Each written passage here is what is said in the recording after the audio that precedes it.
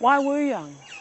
This is an 80-hectare site where they want to build an artificial lake the size of 4 football fields. On this lake they're going to have 3 islands which are going to have 500 tourist units on it. It's going to have a golf course of 11 hectares. It's going to have restaurants and shops, 630 car parking spaces. This is not a small development. It's going to have a big effect on the local community. And I'd like to give everyone here the opportunity to come forward and say what they'd like to say about it. Now, I'd like to mention the very genesis of this particular development. It was back in 1988, back in the days when land deals were being done all over this shire and Byron Shire in a particularly underhand manner. There was an ICAC commission and they found that this particular development had been approved on the basis of a big donation to the National Party, who were about to come into power, and to one of the local councillors, Tom Hogan, who was later convicted and sent to prison over taking bribes on behalf of various developments, of which this was one. In August of this year, Justice Lloyd of the Land and Environment Court brought down a ruling that said that the development consent from the 1980s was still valid, even though it's 18 years later. It's still valid because they had commenced work on that development. And the work that was commenced on that development was nothing more than driving 1 survey peg into the land here. 1 new survey peg. Because that survey peg had been driven into the land, the development consent that was granted back in the 80s is still valid and they can go ahead with it. Now that's outrageous because this is very much like a canal development. If a development application were lodged, such as the one that's been approved for this one here today, that were lodged again today, you would never ever allow it to go through in New South Wales. State Environment Planning Policy 50 explicitly prohibits the canal developments. So the whole thing pinches on whether 1 survey peg being driven into a piece of land by a surveyor is actually the commencement of the building of a development. In about 2 weeks' time, there are amendments going before the State Parliament to the Environmental Planning and Assessment Act, under which this all happens. Sylvia Hale, a Greens MP in the Upper House, is going to move amendments, further amendments, to challenge the government and the opposition as to where they really stand on issues like this. And the challenge is, are we going to change the law to invalidate that Land Environment Court decision? If we can change the law, invalidate that Land Environment Court decision and say, no, a single peg being driven into the ground is not the beginning of a building program, then that's the end of that development application. The development application for the canal development is over and we go back to the beginning again.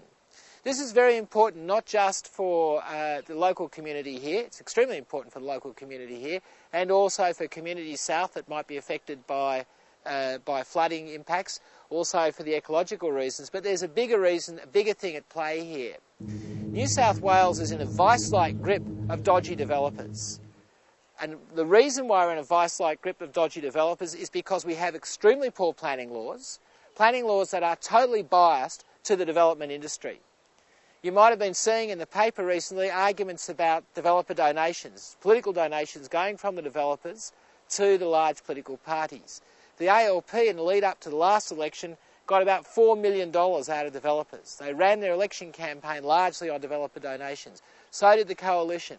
We've got to get away from that. We've got to get those laws cleaned up. If we don't, we're going to degrade the state and have nothing to pass on to our children. So a key objective for all of us has to be not just stopping this development, but also cleaning up the laws here in New South Wales.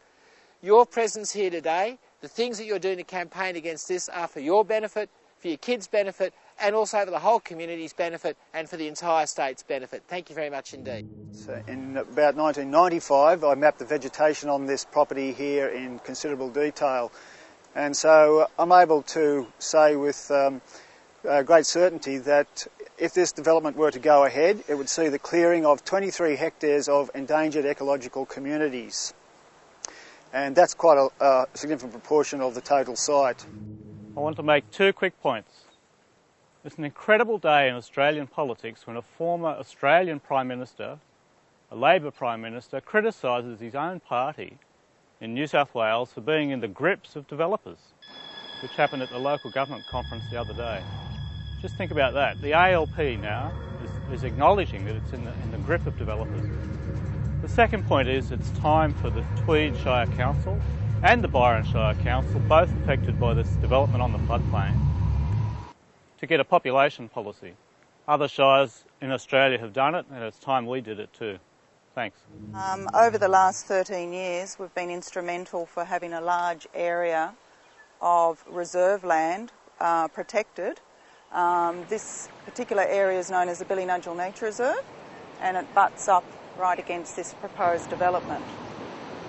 Billinudgel Nature Reserve is very significant. It's got something like 7 endangered plant species and up to 40 endangered fauna species.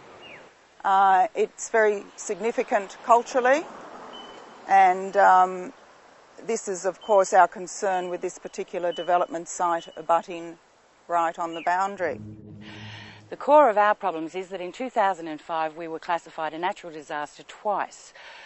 The waters that run from this development are actually on a floodplain that is coordinated between 2 shires, between the Tweed and Byron.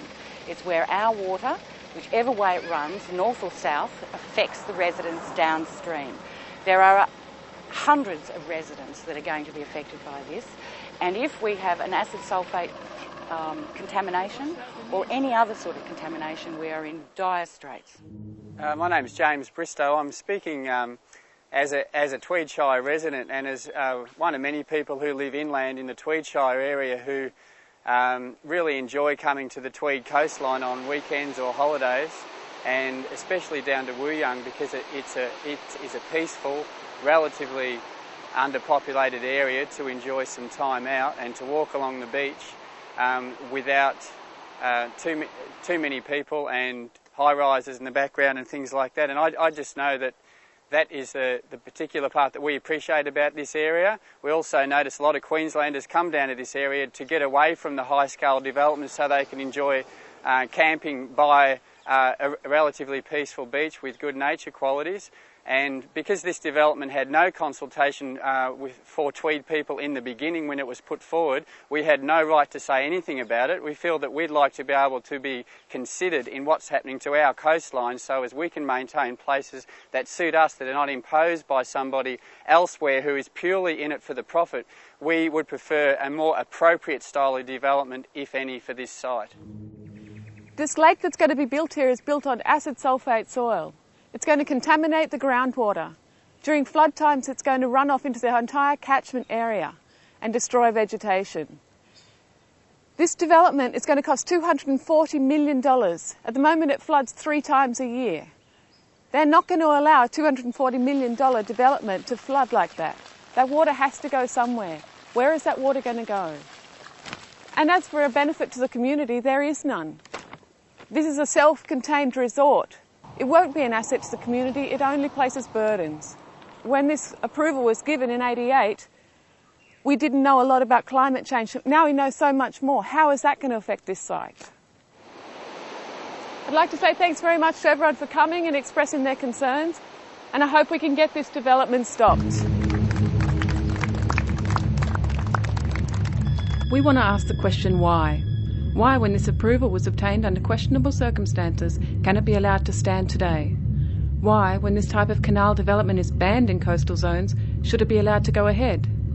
Why, when it was rejected on environmental grounds by the local Tweed Shire Council, can that be overruled by the Land and Environment Court 15 years later? Why, when it is the last undeveloped piece of coastline in the Tweed Shire, should it be allowed to go ahead? The local community opposes it. The developer has demonstrated their commitment to the region and the community by putting it up for sale. Why should it go ahead? Why Wooyung?